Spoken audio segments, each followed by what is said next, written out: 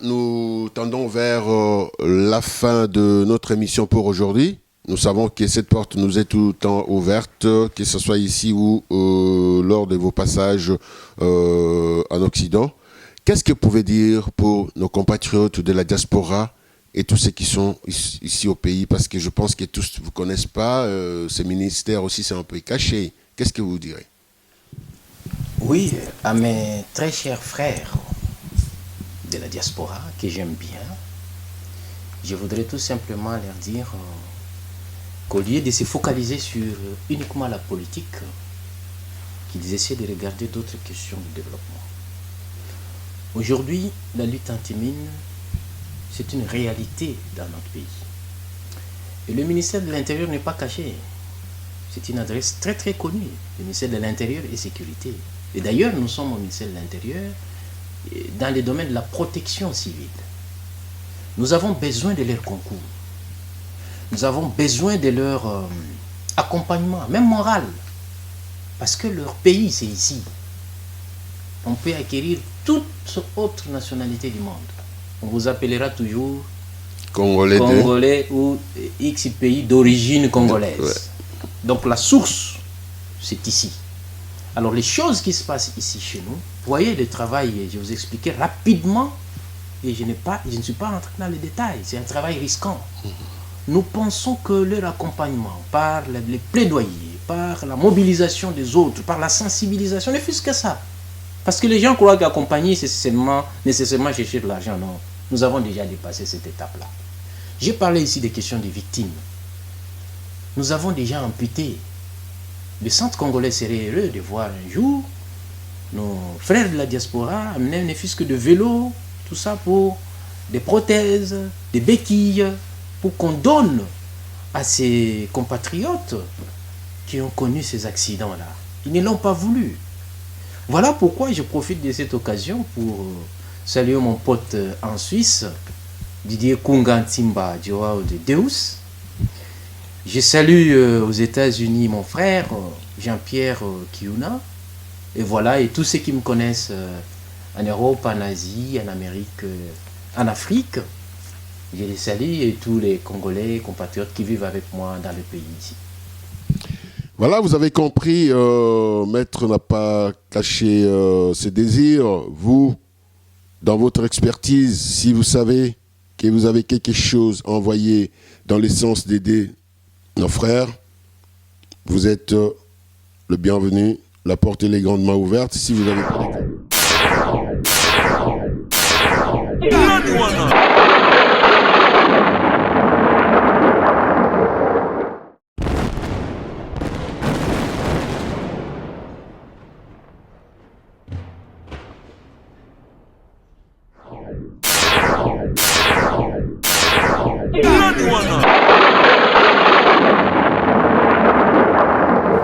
Bonsoir, bonjour amis téléspectateurs de Nasport TV. Nous voici ici à Kinshasa sous l'invitation de Maître Soudi Alimassi Kimpuku.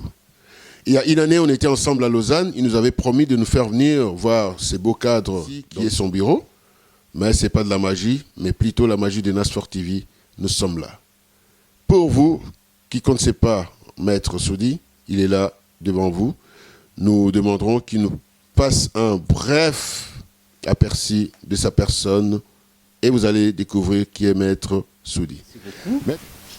Avant de commencer, je suis aujourd'hui l'homme le plus heureux parce qu'il y a pratiquement, pas exactement une année, mais je crois quelques 8 ou 10 mois, j'étais dans le studio de Nasport TV à Lausanne en Suisse. Et à la fin, lorsque, toujours vous-même, vous m'aviez posé la question, j'avais éminemment émis le vœu que Nasport TV se retrouve à Kinshasa, parce que c'est Kinshasa ici qui est votre terre des ancêtres, et que cette œuvre combien élogieuse devait se répercuter ici, pour que nous, Congolais, fiers de l'être, nous puissions bénéficier de cet outil que vous avez, qui est l'outil de la communication. Donc, je vous souhaite encore une fois la bienvenue. Merci. Et je vous encourage dans cette démarche de venir se ressourcer sur le terrain. C'est un plaisir pour Nasport TV. Ça sera très difficile pour moi que je me présente intégralement. Parce que, comme vous le voyez, je suis tout mince, mais je regorge beaucoup de responsabilités. Exactement. Je vais juste vous prendre les plus importants pour que les gens puissent comprendre qui je suis. Je m'appelle, effectivement, vous avez dit Maître Soudi Alimasi Kimputu. Je ne suis pas maître catcheur. Je suis maître de procédure, donc avocat de profession. Et au-delà de cette qualité noble, je suis dans le domaine du désarmement. Au niveau du désarmement, j'ai de grandes responsabilités. D'abord, je suis coordonnateur national du Centre congolais de lutte anti-mines. Ça veut dire le centre de lutte contre les mines antipersonnelles et le reste explosif de guerre. Ce sont des engins qui sont utilisés soit pendant la guerre, soit on peut les utiliser juste pour tendre des personnes qui voudraient passer dans ces espaces piégés. Et malheureusement, ce sont des engins qui nous produisent beaucoup de victimes et on va en parler. Je suis coordonnateur national adjoint donc, de toute la RDC, du Comité national du désarmement et de la sécurité internationale. Quelle charge!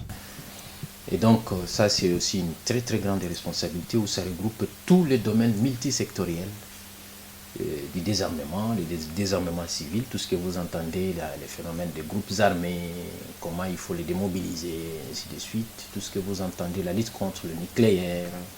Je vous ai parlé du déminage. Oui.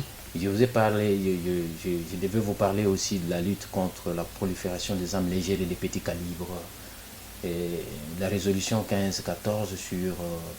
mais on peut y aller même très loin, le terrorisme international, la lutte contre le trafic illicite des armes légères, comme je l'ai dit. Il y a la lutte contre le blanchiment des capitaux, et c'est très vaste le domaine. Et donc je suis le coordonnateur national adjoint et je m'occupe de ces questions. En dehors de tout ça, je suis expert en décentralisation sur le plan national et même international. Et donc, je suis l'un de ceux qui ont rédigé de cette petite main 98%, parce qu'il faut donner la chance aux autres, 98% des lois de mise en œuvre de la décentralisation de notre pays. Ça, ça coule dans les veines. Donc, c'est une autre responsabilité que nous avons. Je préférerais m'arrêter là, parce que si je continue la liste, nous risquons de prendre beaucoup de temps et peut-être que nos téléspectateurs ne pourront pas très bien nous suivre pour écouter le sujet du jour, qui est juste la question. Et peut-être avant que je ne clôture, parce que j'ai dit, je vais parler juste des responsabilités essentielles, je suis secrétaire général d'un parti politique. Parce que j'ai fait de la politique aussi, je ne suis pas neutre. Ce parti a comme autorité morale l'honorable Julien Paluku Kahongya, qui est l'actuel gouverneur du Nord Kivu. Son siège, c'est ici à Kinshasa, sur l'avenue des Huileries, le croisement Huileries de Doma, dans la commune de Lingwara. Nous sommes là, et si vous voulez venir nous voir, nous sommes... voilà, alors là c'est parti. Je vous ai dit que je préfère m'arrêter là, parce que je risque de rallonger la liste et ce n'est pas intéressant. D'accord, alors c'est parti, Burek, est-ce que ça a de représentation qui est à Kinshasa, dans toute la République ou à l'extérieur du pays aussi? J'aurais aimé que nous puissions parler un autre jour de ces partis-là, parce que si je commence à parler de mon parti maintenant, nous risquons d'oublier les sujets du jour. Mais pour répondre à votre question, le parti est effectivement implanté sur tous les territoires nationaux et nous avons des représentations dans la plupart des pays au niveau de l'étranger, en Europe, en Amérique, en Asie et en Afrique. Et pour compléter la réponse à votre question, parce que vous voyez maintenant, c'est le moment du dépôt des candidatures, nous avons aussi présenté nos candidats pour les élections provinciales sur l'ensemble du territoire national. Ne voulons pas faire trop de bruit. Monsieur Narcisse, je crois que vous êtes journaliste d'investigation. Vous avez animé beaucoup d'émissions avec nous. Exactement. Nous vous avons souvent parlé des choses. Et nous, non seulement stratégie, mais lorsque nous puisons dans notre idéologie politique, nous évitons de la démagogie. Nous préférons dire des choses que nous faisons et que nous évitons de faire trop de bruits inutiles. Et nous voulons beaucoup plus surprendre et taper des tambours. Voilà. D'accord. Pendant que nous sommes, il y a, en descendant, je dis aux gens, bon, j'aurai le temps de passer chez vous, je serai invité chez vous.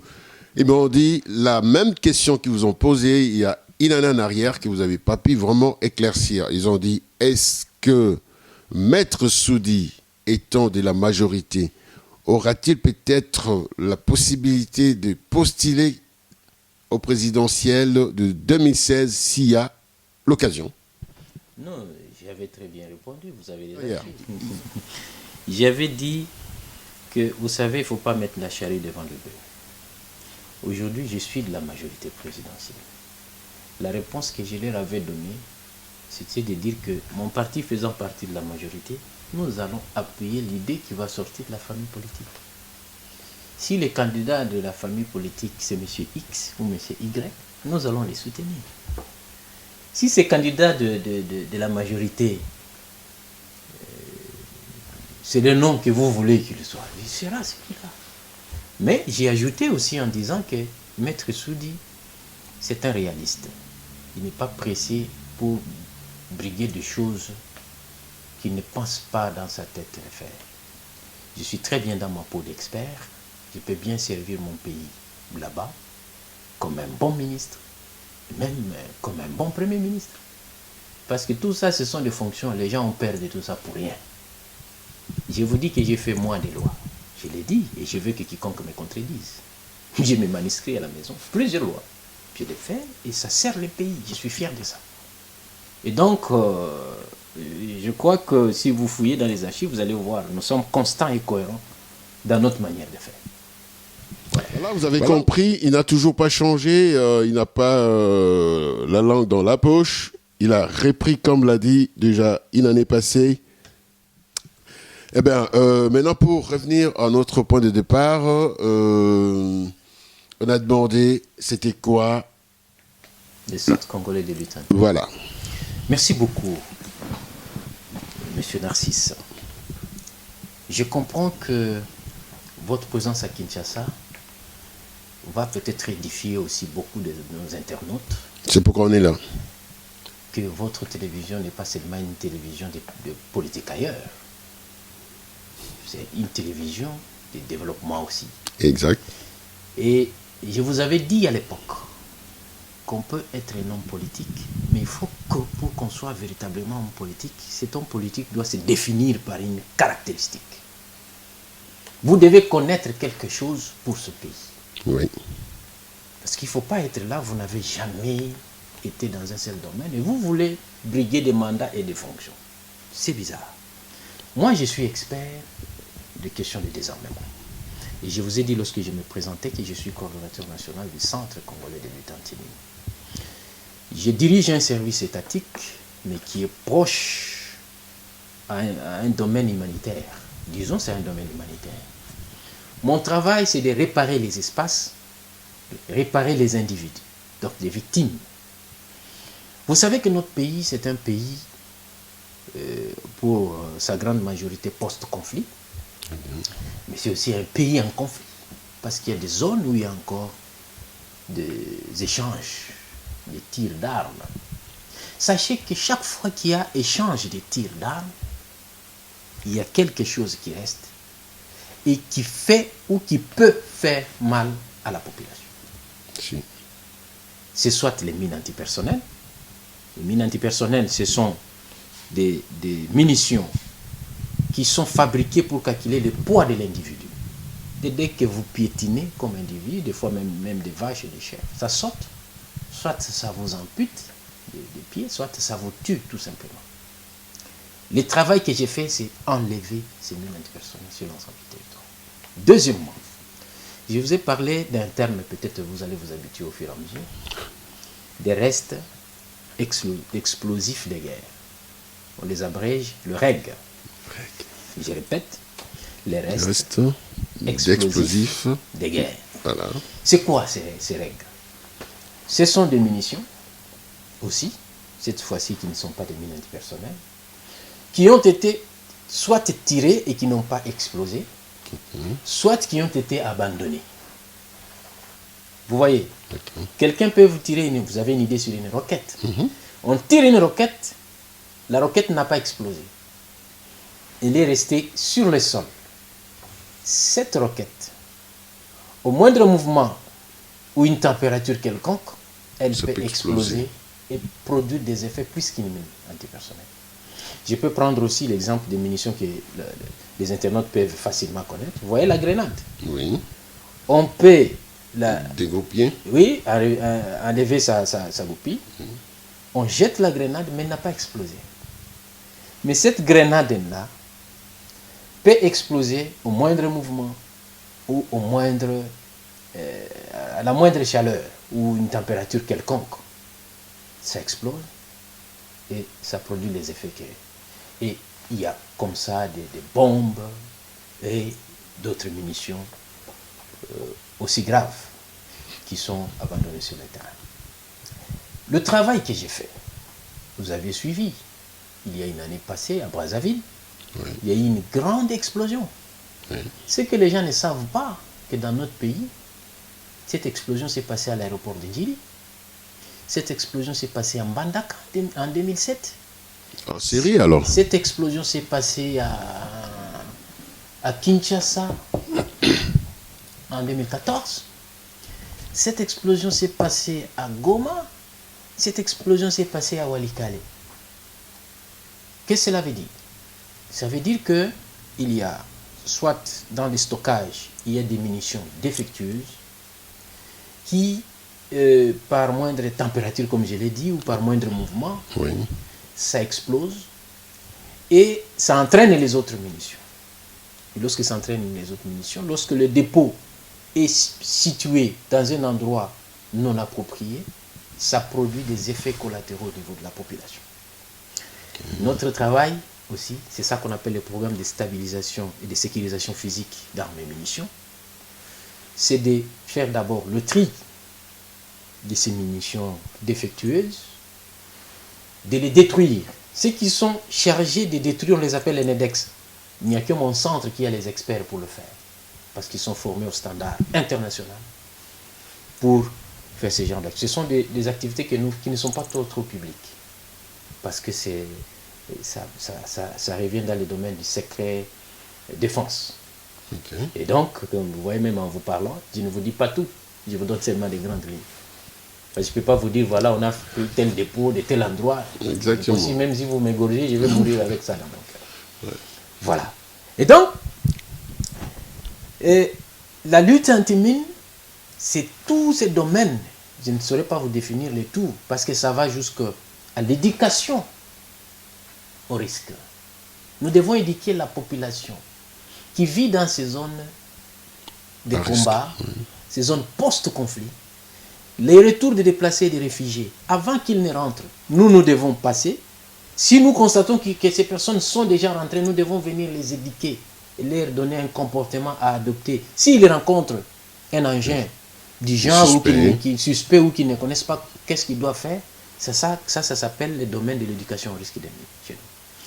Alors, les gens qui sont déjà amputés, les gens qui ont connu des accidents avec ça, les gens qui sont, nous les appelons des victimes des mines ou des restes explosifs de guerre.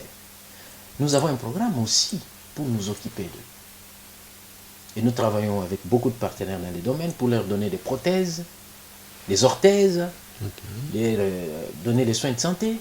Et cette notion est trop large, parce qu'il y a même des victimes tuées. Si quelqu'un, un responsable, un parent comme vous êtes tué, je ne le souhaite pas, par une mine ou une règle, ça peut arriver. Vous laissez des enfants tout petits. Ces enfants-là sont des victimes. Vous voyez. Et donc, nous développons un programme pour nous occuper en même temps de tous ces gens-là, etc., etc. Alors, tout ceci est la conséquence de la volonté de notre République. Le chef de l'État, en 2002, il avait manifesté la volonté du pays d'adhérer à la Convention d'Ottawa sur l'interdiction des mines antipersonnelles. Il l'a ratifié par les décrets de l'époque, qui est ordonnance aujourd'hui, parce que celui qui est compétent, il a ratifié cette convention depuis l'année 2002. Et à l'issue de la ratification de cette convention, nous devions la mettre en œuvre. Notre Parlement a adopté une loi, je suis régi ici par une loi de la République, promulguée par le chef de l'État, et beaucoup d'autres mesures d'application qui sont mises en œuvre. Aux côtés de cette convention, notre pays a encore signé la convention d'Oslo sur l'interdiction des armes à sous-munitions. Parce que nous luttons aussi contre ça. Les armes à sous-munitions, c'est quoi? En des termes vulgaires, c'est une munition qui contient en son sein plusieurs autres munitions. Lorsqu'on lance cette munition-là, elle éclate et elle produit d'autres petites munitions qui peuvent avoir les mêmes effets nocifs que la grande.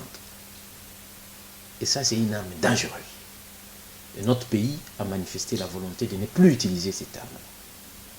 Et nous sommes chargés de mettre en œuvre toutes les dispositions. Heureusement pour nous, notre armée n'a jamais acquis ces armes. Ce sont des armes utilisées par des armées extérieures qui viennent faire des aventures dans notre pays.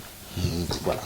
Et maître, est-ce qu'on peut savoir combien de temps est-ce que ça existe, ces centres? Parce qu'il y a eu beaucoup de nos compatriotes qui sont morts dans le Kivu, dans le Katanga. Et ça existait depuis longtemps ou c'est quelque chose qui est nouveau? Très bien. Le centre existe depuis 2008. Ok. Et parce que vous voyez, en 2008, il fallait qu'on mette en place rapidement une loi de mise en œuvre. Il a existé sous forme du point focal national de la RDC pour la lutte contre les mines antipersonnelles et le reste explosif de guerre. D'accord. Et comme la loi a été promulguée en 2011, c'est donc en 2011 qu'il y a eu installation effective du Centre congolais de lutte anti-mine. Et depuis cette période jusqu'à aujourd'hui, nous sommes déjà à plus de 9 millions de mètres carrés déminés, en tout cas plus. Nous sommes déjà au-delà des centaines de mines détruites, des milliers de restes explosifs de guerre détruites, quelques projets d'assistance aux victimes. J'ai dit quelques parce que les besoins sont énormes, les moyens insuffisants. Et donc, comme nous avons un pilier chez nous qui s'appelle plaidoyer, les Congolais ou autres étrangers qui me suivent, qui pensent qu'ils peuvent, parce que c'est un domaine humanitaire, peuvent venir aux compatriotes qui sont victimes de ces engins, ainsi de suite. Ils peuvent contacter NASFOR TV, et NASFOR TV sait comment nous joindre. Ils sont les bienvenus pour nous apporter des éléments essentiels qui puissent accompagner ces piliers-là. Et donc, nous avons depuis cette date-là un grand bilan, très très positif.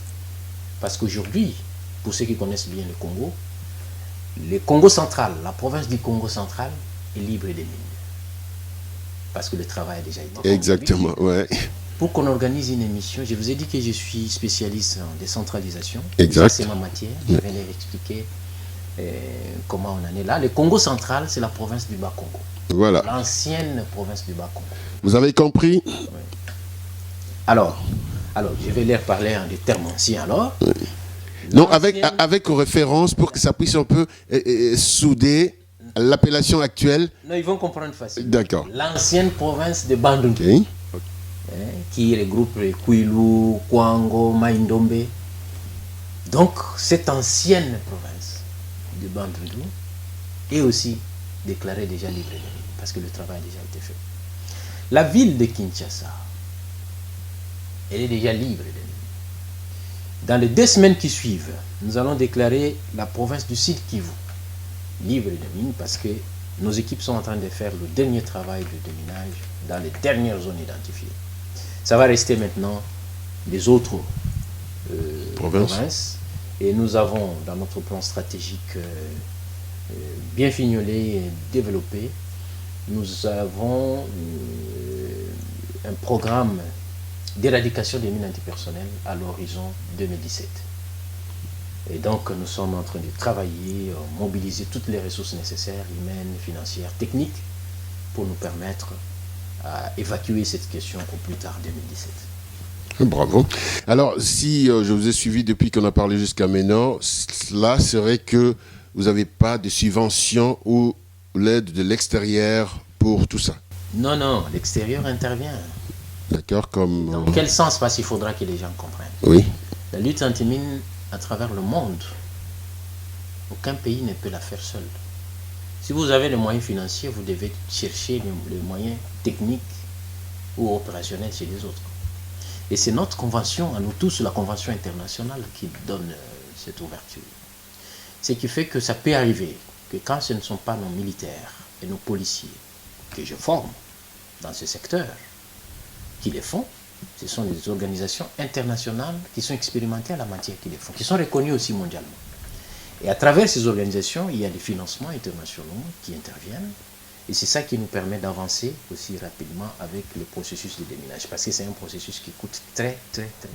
Nous tendons vers la fin de notre émission pour aujourd'hui. Nous savons que cette porte nous est tout le temps ouverte, que ce soit ici ou lors de vos passages en Occident. Qu'est-ce que vous pouvez dire pour nos compatriotes de la diaspora et tous ceux qui sont ici au pays? Parce que je pense que tous ne vous connaissent pas. Ces ministères aussi, c'est un peu caché. Qu'est-ce que vous direz? Oui, à mes très chers frères de la diaspora, que j'aime bien, je voudrais tout simplement leur dire qu'au lieu de se focaliser sur uniquement la politique, qu'ils essaient de regarder d'autres questions de développement. Aujourd'hui, la lutte anti-mine, c'est une réalité dans notre pays. Et le ministère de l'Intérieur n'est pas caché. C'est une adresse très connue, le ministère de l'Intérieur et Sécurité. Et d'ailleurs, nous sommes au ministère de l'Intérieur dans le domaine de la protection civile. Nous avons besoin de leur concours. Nous avons besoin de leur accompagnement, même moral. Parce que leur pays, c'est ici. On peut acquérir toute autre nationalité du monde. On vous appellera toujours Congolais ou X pays d'origine congolaise. Ouais. Donc la source, c'est ici. Alors les choses qui se passent ici chez nous, vous voyez le travail, je vous expliquais rapidement, et je ne suis pas rentré dans les détails, c'est un travail risquant. Nous pensons que leur accompagnement, par les plaidoyers, par la mobilisation des autres, par la sensibilisation, ne fût-ce que ça. Parce que les gens croient qu'accompagner, c'est nécessairement chercher de l'argent. Non, nous avons déjà dépassé cette étape-là. J'ai parlé ici des questions des victimes. Nous avons déjà amputé. Le centre congolais serait heureux de voir un jour nos frères de la diaspora amener ne fût-ce que de vélos, tout ça pour des prothèses, des béquilles, pour qu'on donne à ces compatriotes qui ont connu ces accidents-là. Ils ne l'ont pas voulu. Voilà pourquoi je profite de cette occasion pour saluer mon pote en Suisse, Didier Kungantimba Joao de Deus. Je salue aux États-Unis mon frère Jean-Pierre Kiuna. Et voilà, et tous ceux qui me connaissent en Europe, en Asie, en Amérique, en Afrique, je les salue, et tous les Congolais, compatriotes qui vivent avec moi dans le pays ici.